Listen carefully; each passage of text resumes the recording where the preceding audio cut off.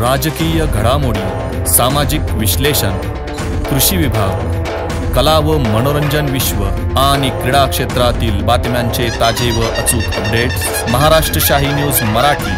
बातमी मागची बातमी, शोध सत्याचा. शेतकरी बंधूंनो, आमच्याकडे हायटेक टेक्नॉलॉजी मशिनरींचा वापर करून नामांकित कंपन्यांची विविध प्रकारची रोपे ऑर्डरप्रमाणे खात्रीशीररित्या उत्तम गुणवत्ता व दर्जेदार क्वालिटीत तयार करून घरपोच मिळते. शेतकऱ्यांच्या विश्वसनीय व हमखास उत्पादन देणाऱ्या बियाण्यांचे व रोपांचे BL गांजवे अँड कंपनीच्या मळगंगा ॲग्रो हायटेक नर्सरीला आजच भेट द्या. तसेच मुंबई, पुणे, नाशिक, ओतूर, नारायणगाव, संगमनेर, चाकण यांसारख्या कृषी मार्केटच्या डेली सर्व्हिसमध्ये मिरची, गवार, भोपळे, दोडके, कोबी, फ्लॉवर, कारले, शिमला मिरची, वांगी त्या सर्व प्रकारच्या भाजीपाल्यांची खरेदी व विक्री केली जाते. आमचा पत्ता Malganga high tech agro nursery, Sakur फाटा जवळच, पिंपळगाव देपा, तालुका संगमनेर. संपर्कासाठी proprietor Babasaheb Ganjawe Patil. Mobile number 7507 35 45 21. सर्व उपस्थित एवढा मोठा जनसमुदाय बघितल्यावर आपल्या सगळ्यांनाच लक्षात येतं की बुवाजीचं काम किती मोठं होतं. बुवाजीच्या कामाबद्दल साकूरमध्ये आमच्या सारख्यांनी बाहेर येऊन काही सांगणं म्हणजे चुकीची गोष्ट आहे. साकूरमध्ये यायचं म्हणजे आम्हाला धाक असायचं की पहिलं बुवाजीला फोन नाही केला तर इकडे एंट्री नव्हती आम्हाला. बाळासाहेब जरी असले तरी बाळासाहेब जरा शांत होते, पण दीपकराव, शरदराव आम्ही जर निघालो तर पहिला आम्हाला फोन करावा लागायचा आणि आल्यावर मग ते चहा वेळ नाहीतर मग ते मटण तरी म्हणजे ते हक्काने ते तुम्हाला पर्याय नाही दुसरा काही म्हणजे. आणि त्याच्या परवानगीशिवाय येणं झालं नाही. या सगळ्या गोष्टींमध्ये अतिशय लहान वयामध्ये बुवाजीवर ही परिस्थिती आली. याचं सगळ्यात महत्वाचं कारण म्हणजे आपण सगळ्यांनी लक्ष घातलं पाहिजे. सगळ्यांनी सांगितलं की राजकारणात त्याला खूप झगडावं लागलं. राजकारणात नेहमी तो सांगायचा म्हणजे आम्ही दोघंच असताना जेव्हा जेव्हा तक्रार करायचा की मी एवढं प्रामाणिक आहे, पैसे घेत नाही, कोणाचं काय करत नाही, फुकट काम करतो, लोकांना मदत करतो, तेव्हा मी त्याला नेहमी सांगायचो की बुवाजी येणार, तू बुधवार पेठेमध्ये प्रतिबद्ध शोधतो. राजकारण ही चोराची आळंदी आहे, तू फिट नाहीये त्याला. पण दुर्दैवाने त्यांनी कधी ऐकलं नाही. त्याच्यावर खूप वाद व्हायचा आमचा.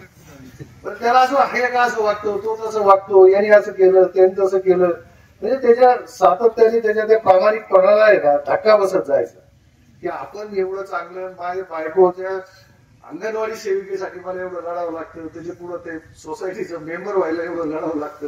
मी म्हणलं हे तू चुकीच्या आळंदीमध्ये आलाय, तू इथंही तुझी सोय नाही. आता मला जाहीर कधी सांगता यायचं नाही, पण दीपकराव थोरात, शरद थोरात यांच्या समोर सांगायचो मी. तर अशा माणसाचं त्यामुळे त्याला एक नेहमी त्याच्या डोक्यामध्ये ते शल्य होतं. दुसरी गोष्ट त्याला नेहमी वाटत हे निदान साधारण 1.5 वर्षापूर्वी झालं. त्याचं हृदयाच्या 4 रक्तवाहिन्या 4 ब्लॉक होते त्याला आणि डाव्या बाजूने जे मेन हृदयाची रक्तवाहिनी असते तिच्यामध्ये जसं विहिरीच्या फुटबॉलला झडप असते ना तशी झडप असते की जेणेकरून रक्त एका दिशेने हृदयातून शरीराकडे वाहते. तर ती मेन झडप असते. खरं म्हणजे तुम्ही जे इतर पेशंट ऐकले असतील झडपेचे ते वेगळ्या ठिकाणी झडप असते आणि ती फारसं सिरियस नसते. तिचं ऑपरेशन झालं तर ते 80-90% वेळा सक्सेस होतं. पण ही जी झडप त्याची जी होती ही अतिशय क्रिटिकल याच्यात होती आणि त्याचा काही दोष नव्हता. हा जन्मजात आजार असतो, थोडाफार डिफेक्ट असतो आणि त्याच्यावर नंतर मग कॅल्शियम वगैरे डिपॉझिट होऊन तिथे वाढतं. तर पण त्याचा दुसरा जो आजार होता ना बायपास, हा टाळण्यासारखा होता. तेच मला सातत्याने सांगायचंय. मला असं वाटतं की 10व्यामध्ये ही कीर्तनाची आणि प्रवचनाची जी प्रथा मारा झाली असेल ना, तर पूर्वी लोक चोऱ्या माऱ्या करायचे, फसवायचे, आई वडिलांशी नीट वागायचे नाही, भावांशी नीट वागायचे नाही, बहिणींशी नीट वागायचे नाही, समाजाशी नीट वागायचे नाही. त्यांचं मार्गदर्शन करण्यासाठी हे अध्यात्म आणि कीर्तन असावं की लोकांचं. नाही तर काय कारण नाही. तसं एखाद्या गेल्यावर 10व्या दिवशी महाराजांना बोलवायचं काय कारण आहे. पण त्यावेळेच्या समाजामध्ये असं लक्षात आलं असेल की कुणीतरी हे कमीत कमी त्या दिवशी तरी सांगितलं पाहिजे. आणि जी चांगली माणसं वागतात त्यांचं वागणं कसं चांगलं होतं हे लोकांपर्यंत गेलं पाहिजे. पण आता मला वाटतं त्याच्यानंतर महाराज आता एक डॉक्टरचं पण भाषण ठेवायची गरज लागलेली आहे. कारण बुवाजीचा दुसरा जो प्रश्न होता ना, ते दारू पित नाही, सिगरेट पित नाही, काहीच करत नाही आणि व्यायाम पण करायचा माझ्या मते तो. पण मला एकच काय झालं तर आजच्या परिस्थितीमध्ये ही जी माहिती आहे ही अपुरी होते की दारू पिल्याने आज दारू पिण्यापेक्षा लिव्हर खराब होण्याचं जगामध्ये 40% प्रमाण आहे दारू न पिणाऱ्यांमध्ये. हे ध्यानात घ्या, 40% दारू न पिणाऱ्यांमध्ये. त्याचं कारण म्हणजे आपण जे खातो, खाण्याचं प्रमाण अतिशय खूप. मी म्हणत नाही दारू काय याचा अर्थ,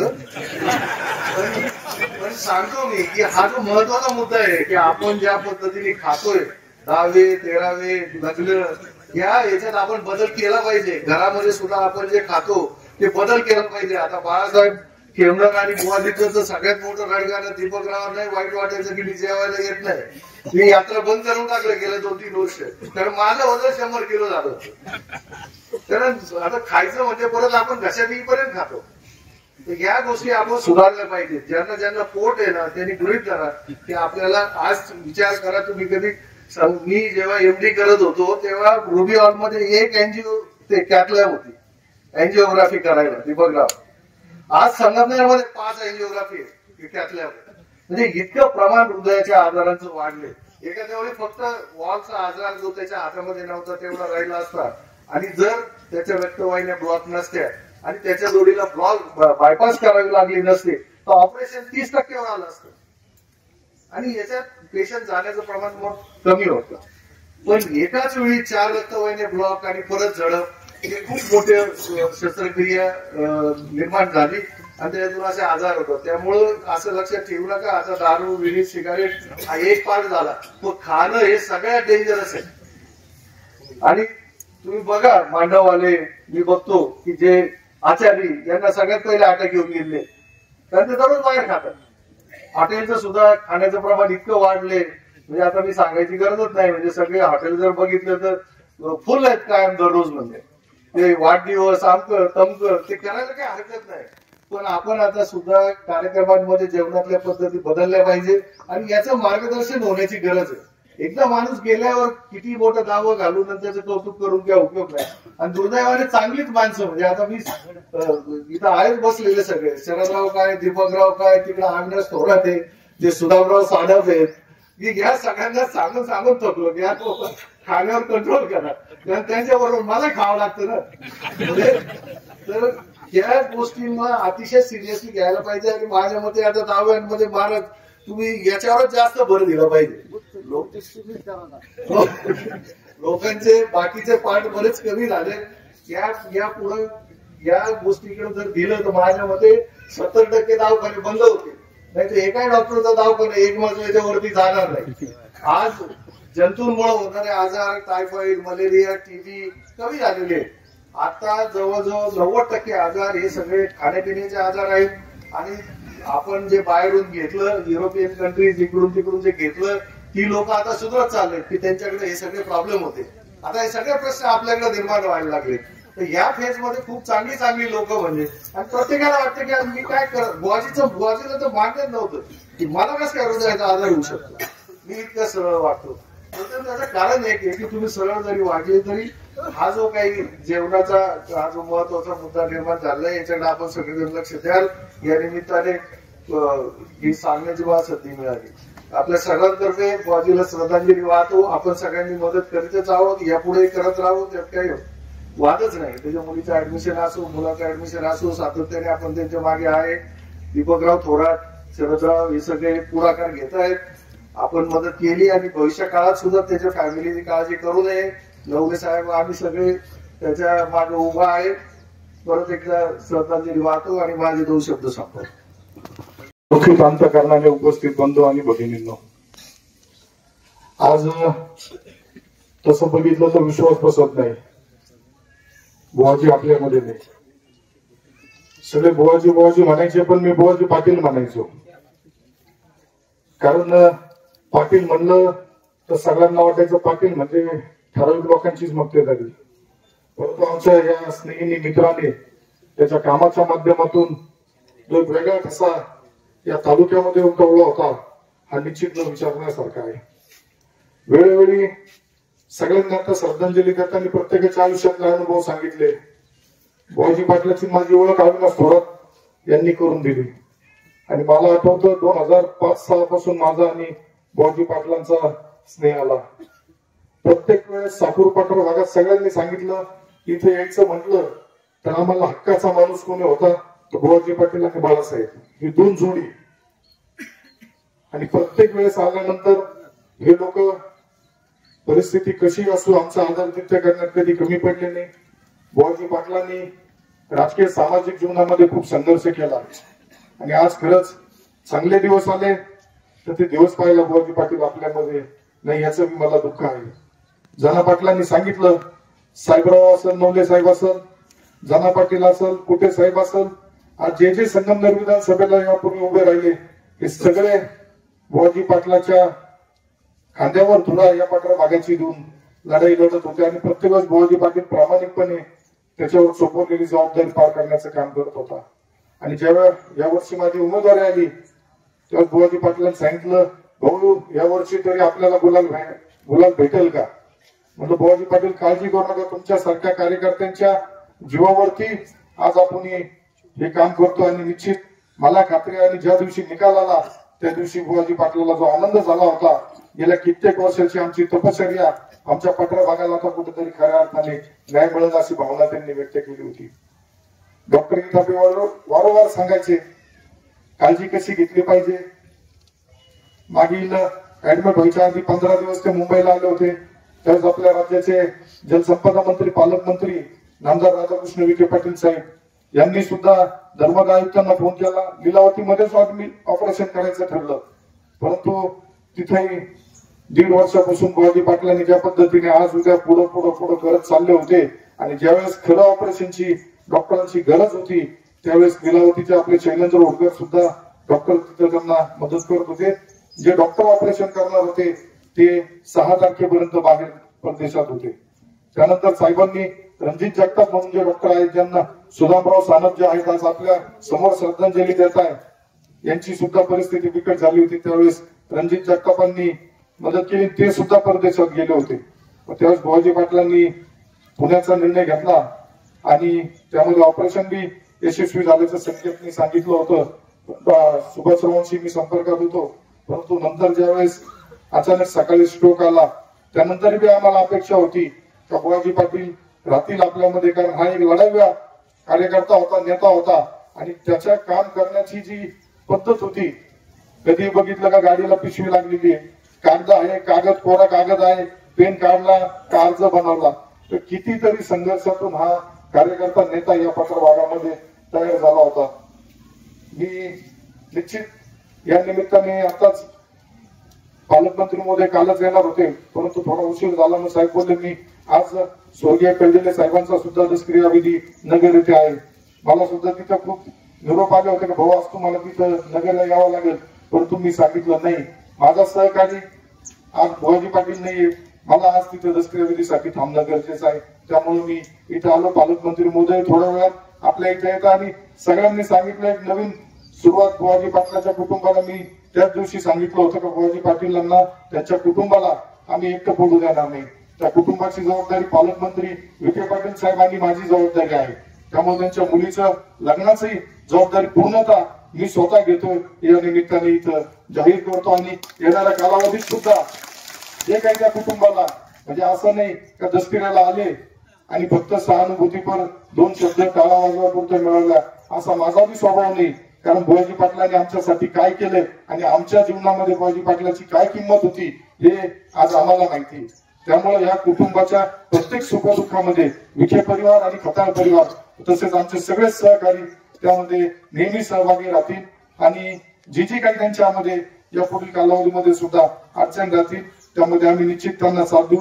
आज बुवाजी पाटलांना जो खरंच खूप म्हणजे कधी कधी निवांत बसल्यानंतर अर्धा दिवसात 3-4 वेळेस मी पालकमंत्री महोदयांबरोबर होतो, मुंबईला होतो, काल संगमनेरला होतो. साहेबांना 30 खंत साहेब प्रत्येक वेळेस व्यक्त करायचे. बुवाजी पाटलांनी रणजित जगताप पर्यंत थांबायला पाहिजे होतं. रणजित जगताप डॉक्टरांचा अनुभव चांगला, परंतु नियती माणसाचा जन्म आणि मृत्यू हे ज्याप्रमाणे अटळ आहे, मृत्यू हा कोणाला थांबवता येत नाही. आणि आज बुवाजी पाटलाची ज्या पद्धतीने जितके दिवस ते जगले, खरंच या पठार भागाचा धान्यवाग म्हणून जगला तो माणूस. किती संघर्ष केला, सोसायटी असेल, अंगणवाडी सेविकेसाठी असेल, सगळ्याच बाबतीत संघर्ष करून आज खरंच आज त्यांच्या सुद्धा जीवनामध्ये एक चांगली संधी मिळण्याचा योग आला होता आणि ते ऑपरेशनच्या आधी माझं बोलणं झालं होतं. तर मला बोलले अमोल भाऊ मला ऑपरेशन करून घेतो, परत आपल्याला जिल्हा परिषद पंचायत समितीच्या निवडणुका मध्ये आपल्याला सामोरं जायचंय आणि या पात्र भागामध्ये आपल्याला पुन्हा महायुतीचा झेंडा फडकायचा आहे. मी त्यांना त्यावेळेस बोललो होतो, बुवाजी पाटील निवडणुका येतील, निवडणुका जातील, तुम्ही तुमच्या तब्येतीची काळजी घ्या, आरोग्याची काळजी घ्या. आणि निश्चित आज आपला सहकारी मित्र आपल्यातून गेला याचं दुःख आहे. त्यानिमित्त मी त्यांना भावपूर्ण आदरांजली वाहतो. महाराष्ट्र राज्याचे लोकप्रिय उपमुख्यमंत्री आदरणीय एकनाथराव शिंदे साहेब तसेच जिल्ह्याचे पालकमंत्री आदरणीय राधाकृष्ण विखे पाटील साहेब यांच्या वतीने बुवाजी पाटलांना भावपूर्ण अखेरची आदरांजली वाहतो. थांबतो. धन्यवाद. जमलेले सगळेच पठार भागातील संगमनेरच्या प्रवारा काठीवरून आलेले सर्वच बुवाजीवर प्रेम करणारे राजकीय नेते, सर्वसामान्य, बुवाजीचा हार्टच्या पहिल्या दिवशी 14 महिन्यापूर्वी त्याचं व्हाल आणि हार्ट झालेलं होतं. सहज तो इथापे डॉक्टरांच्या तिथे गेला आणि त्याला दम लागला म्हणून इथापे डॉक्टरांनी त्याला तपासलं. 14 महिन्यापूर्वी मला बोलून घेतलं. माने डॉक्टर म्हणून याची बायपास करावं लागेल. त्यानंतर मी त्याला सुनील दिघे म्हणून त्या डॉक्टरकडे पण नेलं. परंतु सुभाष पाटलांचा निर्णय असा होता की हे जर क्रिटिकल असेल तर जेवढं आयुर्वेदिक जाईल तेवढं जाईल. हे 14 महिने डिटेक्ट झालं होतं. त्यानंतर दरम्यानच्या काळात शरदनं सांगितलं सगळा इतिहास, बरंच काय काय झालं. बरंच काय काय झाल्यानंतर आज बुवाजीची माझी पहिली ओळख अनिल कोळपकरनी करून दिली 2001 साली. अनिल कोळपकरनी करून दिली. आणि त्यानंतर बुवाजी आणि बाळू मामा खेमनर या दोघांमुळे संपूर्ण तालुक्यातल्या विरोधकांना पाय ठेवायला जागा मिळाली. ह्या बुवाजीला फार मोठा संघर्ष केला. इतका संघर्ष केला की ह्या संघर्षाला साक्षीदार मी आणि डॉक्टर अशोकराव विठ्ठल. आम्ही बऱ्याचदा त्याची पत्नी अंगणवाडी सेविका करायची होती म्हणून आताच संभाजीनगर पूर्वीचं औरंगाबाद आम्ही मोटरसायकलवर तिथं जायचो. तिथून केसेस आम्ही चालवायला अहमदनगरला रेस्ट हाऊस आले, तिथे गेलो. गुंड साहेब सुद्धा होते. मी स्वतः त्या केसेस चालवल्या. बोरबनला बंद पडलेली अंगणवाडी सेविका इथं आणली आणि बुवाजीची मंडळी तिथं अंगणवाडी सेविका करावं लागली. आम्ही समोरच्या शिक्षण अधिकाऱ्यांशी कॉम्प्रोमाइज केली. ते म्हटलं आमचा तुमचा काय बांधाला बांध नाही, भावंती नाही, आम्हाला आमचा न्याय मिळत असला तर मग त्या शिक्षण अधिकाऱ्यांनी भरसे पाटलांनी त्याला दिली. ज्यावेळेस पुण्याला आम्ही येत होतो ज्यावेळेस 6 वाजता फोन आला सुभाष पाटलांचा. अगोदर बुवाजीचा मला फोन आला का असं असं ठरलंय. त्यांनी डॉक्टरांना सुद्धा सांगितलं नाही, मी डॉक्टरांना सांगितलं का असं. मग डॉक्टर त्याच्यावर रात्री चिडले आणि सकाळी 7 वाजताच उठून पुण्याला गेले. मी म्हटलं मी 12-1ला येतो. सुभाष पाटील म्हणे तुम्ही येऊ नका, आपण परत तुम्ही शनिवारी या म्हणे. ज्यावेळेस गुरुवारी शुक्रवारी सकाळी 6 वाजता फोन आला त्यावेळेस म्हटलं पेशंट क्रिटिकल मध्ये गेले. तरी सुभाष पाटलाचं म्हणणं होतं का 2 दिवस ह्या पेशंटला ठेवायचं याच्यावर व्हेंटिलेटरवर. मी म्हटलं नाही ठेवायचं, मांजराच्या गावात घंट्या कोणी बांधायची म्हणून इथं डॉक्टरांनी फक्त तिथं जायचं, पाहायचं, व्हेंटिलेटर काढून घ्यायचं आणि त्या पद्धतीने आम्ही 1:30 वाजता पोहोचवून व्हेंटिलेटर काढून घेतलं. बाकीचे सोपस्कार मी सुसूनला जाऊन वगैरे केले. पण याच्या अगोदर त्या दिदीनं जे सांगितलंय ना त्याच्यासाठी योगदान दिलं पाहिजे. माझ्याकडे काही लोकांनी योगदान दिले. त्या डॉक्टर अशोकराव विठापे, दिलीपराव शिंदे, गुंड वकिले, चंद्रकांत गुले, वसंत अण्णाये, पांडुशेठ गुले, जनार्दन आहेरे, मी स्वतः सुभाष पाटील, सुभाष पाटलांचा धाकटा भाऊ किशोर पाटील यांनी माझ्याकडे ज्यांच्या पद्धतीनं बऱ्यापैकी मदत गोळा केलेली. सकाराम शर्मळे, वसंत अण्णाये, दिलीपराव शिंदे ह्या मंडळींनी माझ्याकडे बऱ्यापैकी योगदान केलं. ते 4-5 दिवसात मी काय करतो डॉक्टरांनाच याचा मी बोललो कसं करायचं. म्हटलं आपण येऊ 4 दिवसांनी, आणखी कोणी देत असतील खालच्या पठारातल्या मंडळींनी त्याला काय योगदान करायचं. ते माऊली अधिकराव खेमनारांचे बंधू आहे ना याच्यावर किराणा दुकानावर असतात त्यांच्याकडे सहकार्य करा. आणि सुभाष पाटलांनी मी अगोदर त्याचं ऑपरेशनच्या अगोदर पण सहकार्य केलं. म्हणजे सांगण्याची गोष्ट नाहीये, तर त्यांनी सगळ्यांनी योगदान केलंय असं काही नाही.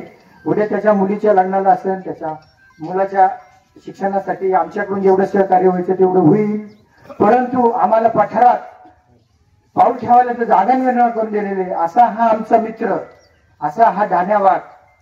त्याच्या पहिल्या याच्यापासून डॉक्टर आशेफराव विचापे आणि मी साक्षीदार होतो. आम्ही सुद्धा मला सुद्धा माहिती बुवाजीला सांगा तुम्ही. पण अशी परिस्थिती झाली होती. आदल्या दिवशी सुभाष पाटलांना मी म्हटलं होतो, साहेब काय थांबलं पाहिजे बाबा, त्याचं ऑपरेशन तसा जागा तसा जगू द्या आणि जेव्हा जाईल तेव्हा जाऊ द्या. इथपर्यंत माझे विचार. पण डॉक्टर आशेफराव पण दीपकराव आता काही बोलू नका, त्यांचं ऑपरेशन ठरलेलं आहे, आता राहू द्या म्हणे. आणि त्याच्यात ते बुवाजीचे त्या कॉटवर मृत्यू ठरलेला होता असं आपण समजायचं. आणि त्याच्या कुटुंबाला आपण सगळ्यांनी कसं सहकार्य करायचं यासाठी त्याच्या पाठीशी सावलीसारखे सुभाष पाटील ते उभे राहिलेच. आणि या बाबतीत या पाठारावर बाळूमामांनी मी त्यांना जे पाठीशी काय उभं राहायचं तेवढं केलंय. या आमच्या जहाल धान्यवान मित्राला माझा भावपूर्ण श्रद्धांजली, आमच्या जोरे गावाच्या वतीने भावपूर्ण श्रद्धांजली. आणि त्याला जो संघर्ष केला त्याच्या पत्नीच्या नगरसेविकेसारखा तो मला तरी वाटतं संगमनेर तालुक्यात किंवा आपल्या परिसरात कोणी करू शकणार नाही, परंतु ती अंगणवाडी सेविका करूनच दाखवली. अशा ह्या माझ्या मित्राला भावपूर्ण श्रद्धांजली. देव त्याच्या पायाशी त्याला सुखी ठेवू अशी ईश्वरचरणी प्रार्थना. बुवाजी पाटील खेमणं यांना शेवटची श्रद्धांजली वाहण्यासाठी या ठिकाणी उपस्थित असलेला सगळं जनसमुदाय, बंधू आणि भगिनी, काय सांगावं बुवाजीच. या कुटुंबाचा 1980-81 ला माझा संबंध आला. बुवाजीचा मोठा भाऊ भागवत आमचा या भागातला नेता होता. आणि भागवतरावाच्या नंतर पुढे ती पताका बुवाजीने खांद्यावर घेतली. बुवाजी अतिशय कष्टाळू, लोकांचं काम करणे, कशाची अपेक्षा न धरली, कधी कोणाकडून जमली घेत नव्हता. मी त्याला अनेक वेळा सांगितलं, तू चालतं कसं काय? तेवढे चालतंय, परमेश्वराची जोडी चालते म्हणे. सांगायचं हेतू असा आहे, हा खऱ्या अर्थात निस्पृह कार्यकर्ता होता. याला कशाचं घेणं, तुम्ही आम्ही बोलत राहू, सगळेच बोलतील. तर प्रत्येक जण आपल्या खिशामध्ये काहीतरी घालून बोलतो. तेव्हा बुवाजीचं तसं नव्हतं. बुवाजीचं जीवन असं उघडं पुस्तक होतं. आणि असा बुवाजी आमच्यातून गेला. त्या कुटुंबाची खऱ्या अर्थानं वाताहतच झालेली आहे. आणि म्हणून ऍडव्होकेट दीपक थोराकरांनी जी कल्पना काढली, आम्हाला फोन केला. मी म्हटलं यस, तुम्ही सांगाल ते एवढा. असा कार्यकर्ता होणे नाही, असा कार्यकर्ता होणे नाही. आणि म्हणून मी बुवाजीला आमच्या गांधरपड बुद्रुक गावाच्या वतीनं, परिसराच्या वतीनं आणि सगळ्या दरबार, आमचं जुनं जनसेवा मंडळ, या सगळ्यांच्या वतीनं मी बुवाजींना आदरांजली अर्पण करतो. माझे 2 शब्द संपवतो. लोकशाही जिवंत राहावी म्हणून अखंड शेवटपर्यंत अग्निकुंडात स्वतंत्र झोकून देणारे आमचे मित्र स्वर्गीय बुवाजी पाटील खेमणार यांच्या दत्तक्रियेच्या निमित्तानं उपस्थित समुदाय, हरिभक्त पारायण प्रकाश महाराज आव्हाड यांचं खेमणार परिवाराच्या वतीने, साधू ग्रामस्थांच्या वतीनं ऋण व्यक्त करतो. या दत्तक्रिया विधीच्या निमित्तानं अनेक मान्यवर मंडळी या ठिकाणी उपस्थित आहेत. सर्वांनी मनोगत व्यक्त करत असताना बुवाजी पाटलांच्या अनेक आठवणी या ठिकाणी सांगितल्या. परंतु संगमनेर तालुक्याचे विद्यमान आमदार अमोलभाऊ खताळ पाटील या ठिकाणी उपस्थित आहेत. तुम्ही 2024 ची निवडणूक जिंकलात, परंतु तुमच्या अगोदर माझ्यासहित जेवढे उमेदवार होते या तालुक्यात सत्ता परिवर्तन करण्यासाठी जे लढले, त्यांच्या खांद्याला खांदा लावून खऱ्या अर्थानं लढण्याची भूमिका कोणी घेतली असेल या तालुक्यामध्ये, तर ती बुवाजी पाटलांनी या विभागामध्ये घेतली. बाळासाहेब कोणाचे खेमणार असतील, कोणाचे कुंदर असतील, लाल पाटील खेमणार असतील, ही सर्व मंडळी त्या काळात आमच्या बरोबर होती. परंतु नंतरच्या काळामध्ये ही थोडीशी वय झाल्यानंतर खऱ्या नंतरच्या काळात योगेश खेमणार असतील, गुलाबराजे भोसले असतील, साधू सहदेव जाधव असेल, इकडे रोपाई असेल, ही सर्व मंडळी नंतरच्या काळात तयार झाली. परंतु हे सगळं होत असताना खऱ्या अर्थानं डॉक्टर इथापे साहेब आम्हाला काय सांगायचे की स्वतःच्या तब्येतीकडे तुम्ही लक्ष द्या. बुवाजी पाटलांचा संघर्ष दीपकराव थोरातांनी सांगितलं की अंगणवाडी सेविकेचं त्यावेळेचा लढा, त्या काळात मी जिल्हा परिषदला निवडून आलो होतो आणि त्या काळात बुवाजी पाटलांचा जो लढा ह्या तालुक्यात कोणी देऊ शकत नाही. की अंगणवाडी सेविका पद अतिशय छोटा असेल, परंतु त्यासाठी कशा प्रकारे लढायचं, कशा प्रकारे कुठं जायचं हे बुवाजी पाटलांच्या काळात आम्ही शिकलो. या परिसरामध्ये काँग्रेस पक्षाचे ज्येष्ठ नेते स्वर्गीय अशोक पाटील खेमणार असतील, बुवाजी पाटील खेमणार असतील, या मंडळींची गरज या विभागाला होती. कारण हाताला हात आणि हाताला हात देण्याची भूमिका निश्चितपणे या मंडळींची होती. परंतु खऱ्या अर्थानं स्वतःच्या आधारपणाकडे दुर्लक्ष केल्यामुळे खऱ्या अर्थानं मी सागर साहेबांच्या भावाच्या दसऱ्याच्या दिवशी बुवाजी पाटलांनी मला माझी कान उघडली केली. कसं वागायचं, काय करायचं, कुठे जेवायचं, किती वेळा व्यायाम करायचा, असं कशा प्रकारे व्यायाम करतात ते सांगणारे बुवाजी पाटील मला. आणि मग किशोर म्हणजे बुवाजी म्हणजे अधिकारी म्हणजे बुवाजी एकमेकाला, बुवाजी तू आम्हाला सांग तुझी तब्येत कशी झाली. म्हणजे त्या काळात किशोर नाही की 60 दिवस असेल बरोबर ना. त्या दिवशी सागर साहेबांच्या भावाच्या दसऱ्यामध्ये घडलेली घटना, दत्ता पाटील गाडेकर होते, ही सर्व मंडळी परंतु स्वतःच्या आरोग्याकडे दुर्लक्ष करू नये. डॉक्टर इथं आम्हाला काय विचार असतात. म्हणजे आईला थोडत असतील, मी असेल, इकडे दीपकराव थोडत असतील, शरदराव थोडत असतील, या सर्व मंडळींना कायम कान उघडणी करण्याचं काम खऱ्या आपले सुधामराव सांगत असतील, या सर्व मंडळींना सांगण्याचं काम डॉक्टर इथं करत असतात. पण आम्ही काय सकाळी उठलो कोणतरी वाजवायची मिटायचं, दिवसभर इकडे तिकडे कागद मिटायची, स्वतःकडे दुर्लक्ष होत असते. आणि काही अर्थानं डॉक्टर शैलेंद्र होळकर सारखा एक तरुण सहकारी लीलावतीमध्ये आहे, त्याच्यामुळे आपल्या होळकर साहेबांचा चिरंजीव आहे, त्याच्या माध्यमातून अनेकांना त्या ठिकाणी मदत होत असते. परंतु त्याच्यापर्यंत कोणी जाते का मला माहित नाही. परंतु खऱ्या अर्थानं मला जो अनुभव आला त्या माणसाचा, तेव्हा मी या ठिकाणी सांगतो. असो मी माझ्या घारगाव परिसराच्या वतीने, तालुक्यातील आम जनतेच्या वतीनं या सच्च्या निस्वार्थी काम करणाऱ्या माझ्या मित्राला अखेरची भावपूर्ण आदरांजली अर्पण करतो. थांबतो. रामकृष्ण हरी. महाराष्ट्र शाही न्यूज मराठी, बातमी मागची बातमी, शोध सत्याचा.